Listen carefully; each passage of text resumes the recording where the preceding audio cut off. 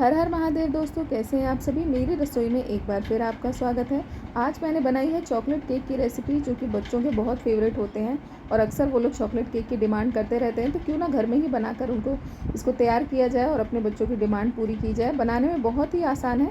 आप चाहें तो इसको आराम से जर्नी में भी बनाकर ले जा सकते हैं। 3 से 4 दिन तक आराम से चल जाता है और बहुत ही बढ़िया और बहुत ही टेस्टी केक घर में बनकर तैयार होगा। तो चलिए रेसिपी स्टार्ट करते हैं। सबसे पहले इसको बनाने के लिए मैंने लिया है 1 कप गुनगुना दूध और उसमें मैंने डाल दिया है 1 चम्मच विनेगर।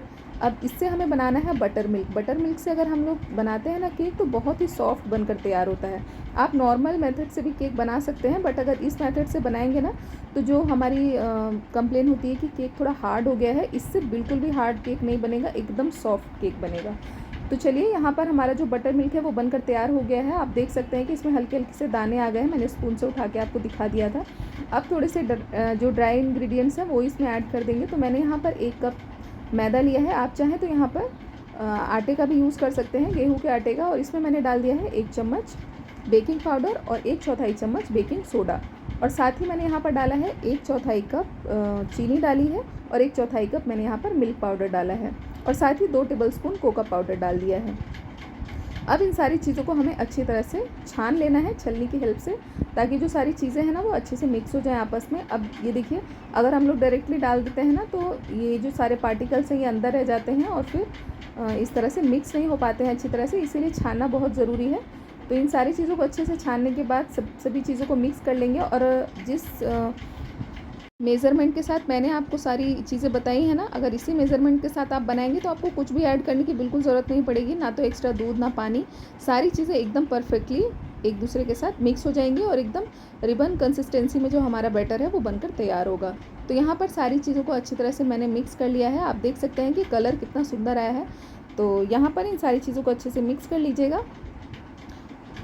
कई बार सबको लगता है ना कि केक बनाना बहुत ही मुश्किल है। बिल्कुल भी मुश्किल काम नहीं है केक बनाना। आप देखिए कितना आराम से और कितना बढ़िया तरीके से केक घर में बनकर तैयार हो जाता है। तो बस थोड़ी छोटी छोटी चीज़ों का ध्यान रखना पड़ता है कि यहाँ पर जो हम बेकिंग सोडा और बेकिंग पाउडर वगैरह लेते हैं ना, वो ज़्यादा पुराना नहीं होना चाहिए।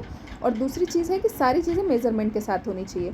तो यहाँ पर मैंने 2 चम्मच इसमें ऐड कर दिया है। मेरे पास थोड़ा सा चॉकलेट गनाश मैंने बना कर रखा था, तो वो थोड़ा सा मैंने स्टोर करके रखा था उसको, तो मैंने वो ऐड कर दिया है। आप इसकी जगह पे चाहें तो कोका पाउडर एक्स्ट्रा ऐड कर दीजिए। अगर वो भी नहीं है तो फिर आप इसमें चॉकलेट सिरप वगैरह आता है ना मार्केट में, वो ऐड कर सकते हैं। तो ऐड कर देंगे तो थोड़ा सा ये और चॉकलेटी और टेस्टी बन जाएगा। तो साथ ही मैंने थोड़े से चोको चिप्स ऐड कर दिए हैं, ताकि वो अंदर से भी पूरा चॉकलेटी बन जाए। ये देखिए, इस तरह का चॉकलेट सिरप आता है मार्केट में, वो आप ऐड कर सकते हैं।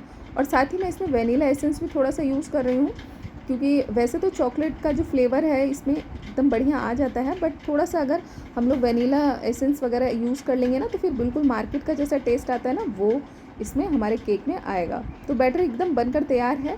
अब इसको रख देंगे साइड में। तो यहाँ पर मैं इसको एक छोटे से भगोने पर बना रही हूँ। आप कोई भी मोल्ड ले सकते हैं, जो भी आप चाहें घर में। तो यहाँ पर इसमें मैंने एक बटर पेपर डाल दिया है। इसको कट करके, जितना बर्तन का साइज़ था ना उस हिसाब से मैंने इसको बटर पेपर कट कर लिया था और फिर इसके अंदर डाल दिया है। अब बटर पेपर जो है वो थोड़ा सा मैं इसके ऊपर बटर से इसको ग्रीस कर ले रही हूँ, ताकि जो केक है ना वो बहुत आसानी से निकल जाए। वैसे तो ये मैंने स्टील का मोल्ड यूज़ किया है, तो बहुत ही आसानी से जो स्टील के मोल्ड से ना बाहर आ जाता है। तो सारे जो मैंने यहाँ पर एक जो छोटा सा भगोना लिया है केक को बेक करने के लिए ना, उसको मैंने पूरी तरह से ग्रीस कर लिया था। और जो बैटर अब हमने बना कर रखा था ना, वो पूरा हम लोग हमारे बर्तन में पोर कर लेंगे, जिसमें भी हमें बेक करना है। तो यहाँ पर सारी चीज़ों को अच्छी तरह से मिक्स करके हम लोग इसमें ऐड कर देंगे हमारे बर्तन में केक को बेक करने के लिए। तो मैं यहाँ पर जो केक है ना वो कुकर में बेक करूँगी। तो कुकर को मैंने ना 10 मिनट पहले ही प्री हीट होने के लिए गैस पर चढ़ा दिया था। मेरे जितने भी केक आप देखेंगे मेरे चैनल पर, वो सारे मैं हमेशा कुकर में ही बेक करती हूँ, क्योंकि मेरे पास जो अब माइक्रोवेव है उसमें केक वगैरह अच्छे से बेक नहीं होता है। और मेरा जो केक है वो हमेशा कुकर में ही बहुत बढ़िया बनकर तैयार होता है। तो यहाँ पर ऊपर से मैंने थोड़े से चोको चिप भी डाल दिए हैं। अब यहाँ पर ये देखिए, कुकर मैंने जैसा कि आपको बताया था कि कुकर को मैंने प्री हीट करने के लिए पहले से ही रख दिया था, तो वो यहाँ पर रख दिया है। और अंदर एक स्टैंड लगा दिया है मैंने, और उसके ऊपर हम लोग हमारा जो केक का बैटर था वो रख देंगे और ऊपर से ढक्कन लगा देंगे। तो यहाँ पर ये देखिए, मैं आपको लगातार दिखाती भी रहूँगी कि जो केक है ये मैंने करीब 20 मिनट के बाद देखा तो केक इस तरह से हल्का फूलना शुरू हो गया था। फिर ये जो है वो आधे घंटे के बाद देखा मैंने, तो फिर ये इस तरह से काफ़ी अच्छा फूल गया था। और फिर मैं आपको एक और क्लिप दिखाती हूँ। ये देखिए, यहाँ पर पूरा 40 मिनट्स हो गया है और जो केक है ना वो मुझे तो देख के लग रहा है कि बिल्कुल हो गया है अच्छे से।